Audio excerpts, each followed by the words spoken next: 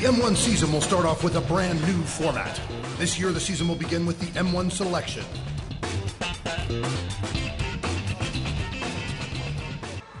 Here we have telling the tape, DibirZagirov from Russia, 24 years old, 6 foot tall, 184.8 pounds, with a record of 6 wins, 1 loss. He is fighting AnatoliiLavrov from Russia, 22 years old, 6 foot tall, 181.6 pounds. He has a record of 9 wins and 6 losses.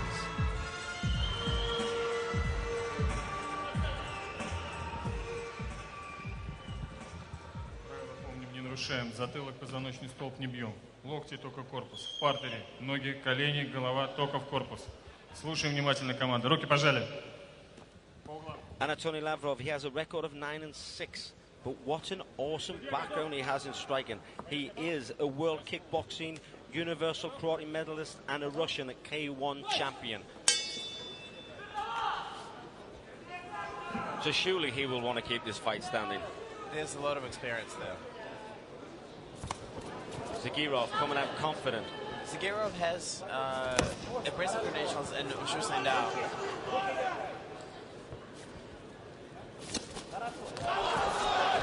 Well, with only 1 loss to his record, Dibir will be confident. An all-round fighter, doesn't mind going to the ground and doesn't mind, as you can see, throwing punches and kicks from all angles.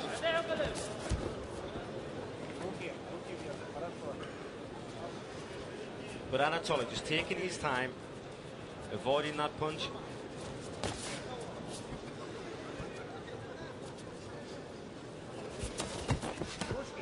Takedown attempt spoiled. Zagirov is mixing it up. Hands, feet, takedown attempts. He is an all-round fighter. But AnatoliiLavrov just looking so calm and collected. I think he's just waiting for that moment, waiting for that time to explode. He is definitely looking to counter. Takedown in the guard. Dibir in Anatoly's guard. AnatoliiLavrov, the striker with so many striking championships to his belt. How will he fend on the ground? Zagirov is content to look to better his position. He's in Lavrov's close guard.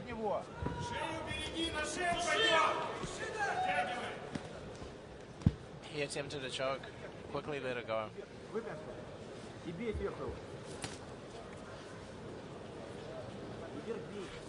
He's trying for it again. Yeah, he's trying, but half-heartedly.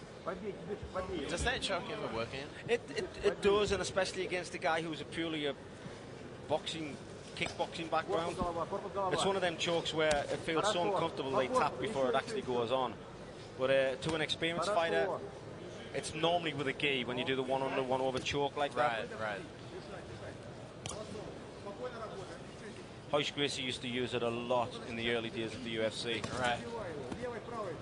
Not seen so much nowadays.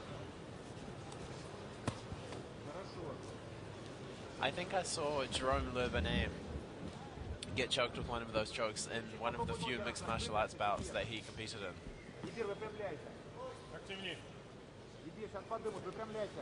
Again, it's all down to your training in the gym. If you're used to being choked, if you're used to being armbarred, you can kind of hang on that little bit longer to escape. If you're not used to it, it's like the triangle choke. Because a lot of people they just don't like the feeling. They tap before it's even on. But a very unorthodox. He's going for it again. I was just going to say a very unorthodox style is Dibir in the guard. He's leaning on top of him. His head is high. And they're being stood up. When your head's so high, when your head is so high next to your opponent in the guard like that, your ground and pound is not as strong as it should be. Nice lateral movement there by Anatoly. Oh, connecting with the big right hand. Zagirov definitely got clipped. Lavrov showed his experience as a senior fighter. He changed his mind with that kick. I was just going to say, he was showing his experience. He went in, he hit him, he's lateral movement, and he thought, right, I'll just take my time, but then he gets took down. and back in Lavrov's closed guard. I don't think the referee is going to let this one go so long on the ground before standing him up this time if there's a lack of action. Lavrov is trying to tie up his man. A little bit of an experience being on his back. I actually hear people in the corner, you know, when the guy's on his back, they'd say, tie him up, hold on to him, hold on to him. The referee will stand you up if there's lack of action. And I'm thinking, you waste so much energy trying to tie up. You use that energy to reverse him. Why don't you use that energy to stand back up from your guard? If you drill it in the gym, you could do it in the ring. To go for a shoulder, to go for an arm.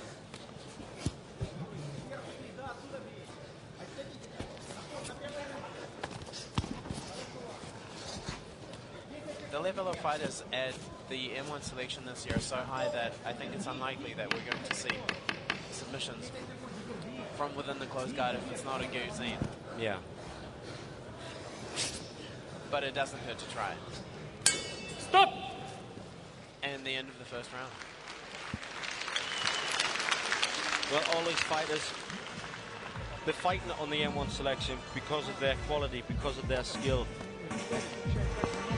They're not picked in the M1 selection because they can't fight and to see if they can get through the challenge. They actually can fight. They've proven they could fight. And it's the best, it's the cream of the crop who are going to get through to the M1 challenge. It's already fighters at a very high level fighting at the start of the M1 selection, and the guys that get through that win their 3 fights, the rest of the world better watch out. Zagirov in his corner doesn't look very impressed with himself. He's not sitting down.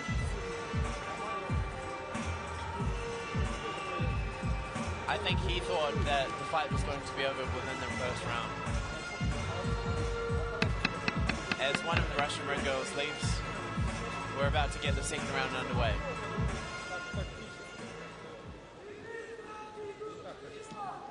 Well, AnatoliiLavrov, the striking champion. What has his corner told him? Will he come out with more power? And he comes out with a big overhand. Who gets knocked down himself? He gets hit himself. Will a return strike from DibirZagirov? Is it intelligently covering up? He's just coming up. The ropes might save him for that little bit of a breather, but wow! The striker gets hit with a strike. Zagirov is really, really desperately trying to finish this fight. But Lavrov is... He's recovered just that little bit. He saved himself from an onslaught of ground and pound.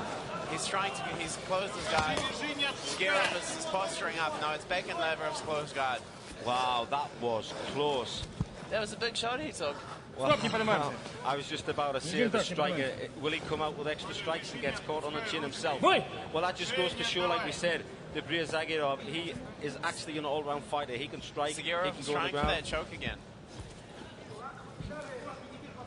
And from the other side.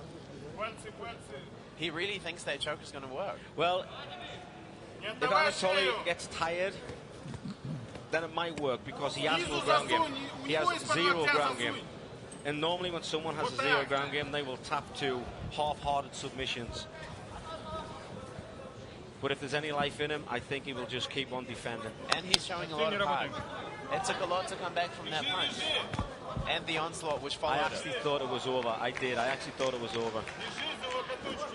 Kisilov, the referee, really, I think it was good not to stop it. Yeah, that was good right refereeing. by him. That was good refereeing. M1 do have good referees all around the globe.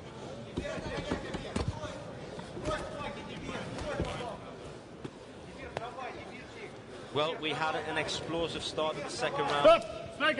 And wisely, the referee stands it up with lack of action. I think Lavrov has had a chance to recover. But what's going on? Oh, big overhand! He returns the favour. You hit me, I will hit you back. But take him down. That was a huge punch. Take him and down. He's looking for a triangle. Wow, was I saying he had no ground skills? Was I just saying he had no skills and he pulls off a triangle and a tight triangle at that? I am eating my own words. AnatoliiLavrov. Get out of this. And he does escape. Nice escape, but still in the triangle. Not as tight as it was. This time, Zagirov not knowing how to escape from the triangle. Zagirov doesn't seem to be too worried about this.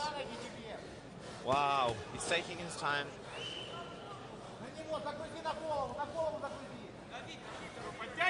And Lavrov lets it go. Was that wise to let it go? Once again, he is in his back with Zagirov in his closed guard.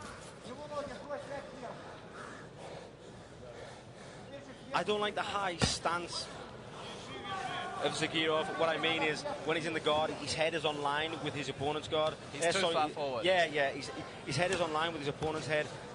Now he's moved it down just slightly. Every so often, he's putting his hand back to try and break the closed guard. The only time I like to put my head down is when I want a quick breather, but I have a breathe for about 3-4 seconds, and then my head comes back up. Sit on your backside, and then throw some bombs. Ground and pound skill is just like stand-up skill. You know, you look for the shots, you don't just throw the arms around. Ian, I can't imagine that you would want to take a breather during a fight. Well, they don't call me the machine for nothing. It's a expertly timed breather. Strategic. Strategic, that's the word. But hey, I'm not getting any younger. Wow, I think it's just a matter of time before someone connects now.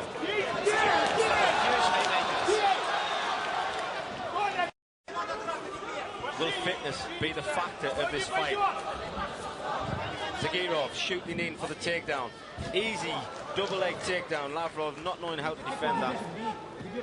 And once again, Lavrov ties him up. There are 40 seconds left in the second round. This has been a good fight, considering Lavrov doesn't have very much of a ground game. And Zagirov is very much an all-round fighter. Well, I was just going to say, Zagirov has been given just as much as he got standing up. He got hit with one and returned it.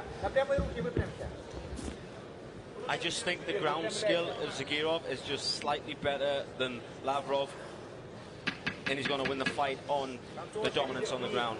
He's certainly taking Lavrov down at will.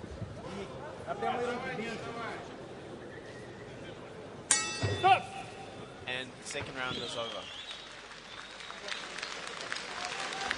Well, if I was in the corner of Lavrov, I would be telling him to do what he did in the first round, which was use the reach, lateral movement, and throw the strikes, because he's not doing any more lateral movement, and he's getting took down. He's standing straight in front of his man, and Zagirov is just shooting in and taking him down.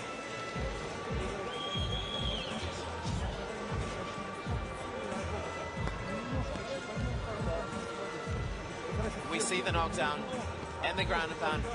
I'm actually surprised Lavrov survived this. I thought it was over at this point, but again, it just shows the durability of all these M1 selection fighters.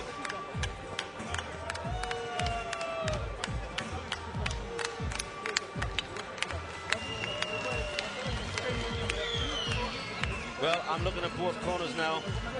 Zagirov sitting down, breathing heavy. And it's Lavrov's turn to be standing up.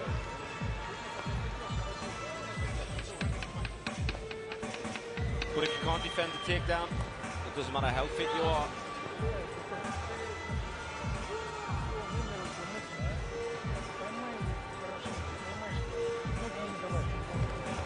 So, Ian, how do you think this third round is going to go? Well, if the first two are anything to go by, I think Lavrov is going to try for the strikes. He's going to be countered by Zagirov, and Zagirov is just going to take him down in ground and pound from the guard. Carbon copy of round 1 and 2.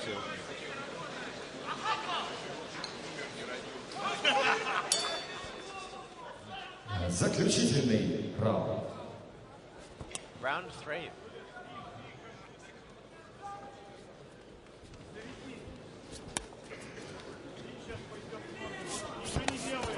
Wow, big looping overhand right by Zagirov. He's really telegraphing his punches in the second and third rounds.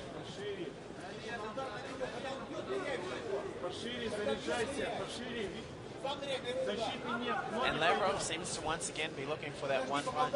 Well, the thing is, he's got such a fantastic championship record behind him, Lavrov. But this is MMA. You can see he's reluctant to commit, because if he commits, he's going to get took down. Zagirov tries to kick, falls. Lavrov cannot capitalize. So that's why Lavrov needs to go back to the gym. He needs to concentrate on his superior striking skill that he has, but also with a takedown defense or lateral movement to defend it. He's hesitant to go in because he knows he's going to get took down. You've got to have the confidence to go in there, throw the punches, and know that you're not going to be took down. That was... Now, I don't mind eating my words when they pull up punches like that. I think Lavrov still has a chance. Both men look fresh. There we go. Now, to be honest, that wasn't really a takedown. That was Lavrov falling to his back more than anything else.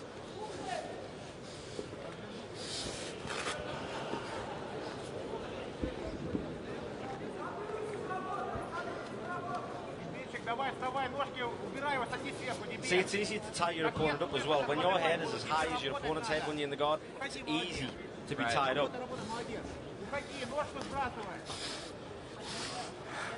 Well, he's got a submission attempt there. That triangle was actually pretty good. That was the closest of any Lavrov, submission attempts. I don't think he even knew what he had. I don't think he even knew what he had.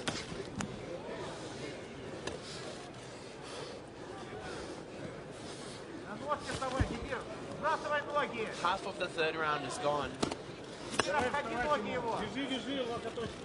Well, if the fight stays like this, I think Zagirov has actually took this fight.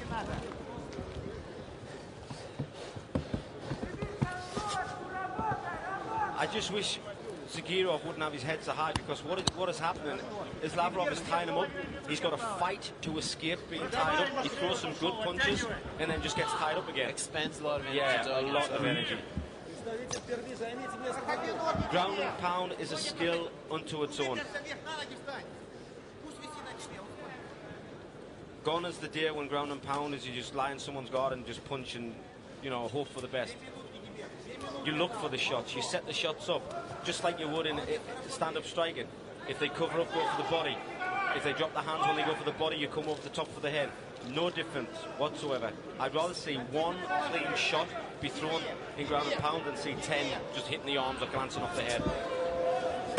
That's a little bit better. There we go. Past the guard, and he does.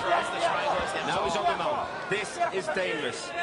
This is very dangerous for AnatoliiLavrov. He is mounted by Zagirov.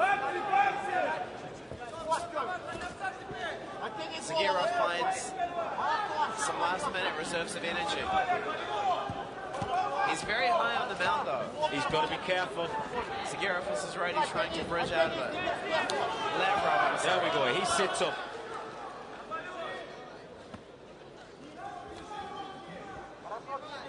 Lavrov kind of doing well. Does the strategy of putting your legs up like Lavrov was doing actually work? Again, it depends what level you're at. When you're at this level, it's not going to work.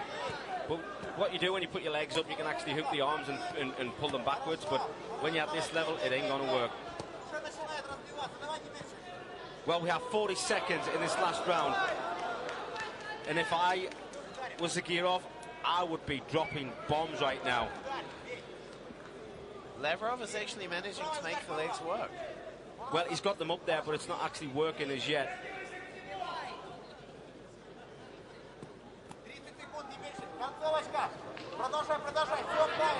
17 seconds left of this, the third round in our middleweight Grand Prix. A foregone conclusion, I think. Dominant standing and on the ground by DibirZagirov. But I am not a judge. The judges will now call this three-round fight.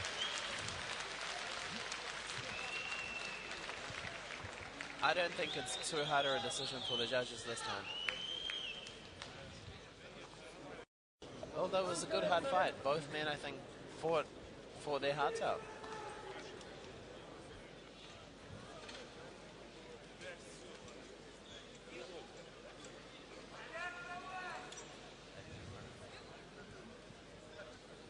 Дамы и господа, по завершении трехраундового боя единогласным решением судей победу одержал DibirZagirov! Москва! With a unanimous decision after 3 rounds. Well, that's what we said. It's what we said. We could see it coming. Although Lavrov put up a really good fight, considering their difference at ground skills.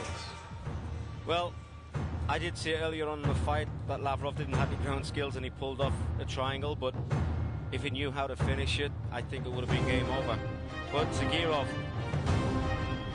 standing with a stand-up fighter, taking Lavrov down, dominating the ground and pound, and taking this fight on unanimous decision over 3 rounds.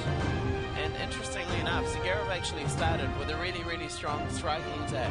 He was confident because he wasn't being took down as much, but then once he started to get took down, it kind of demoralizes you. You think, every time I go in for a punch, I've got to be took down. So your punching strategy kind of, you hit on the rebound instead of hitting on the attack. We're seeing replays of the melees in the center of the ring and the multiple takedowns which Lavrov couldn't stop.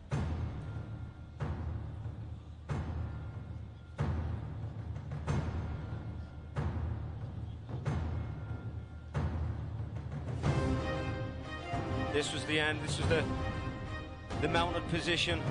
Zagirov. I don't care how tired I was, I would be throwing bombs from that position with only 13 seconds left in the round. But a nice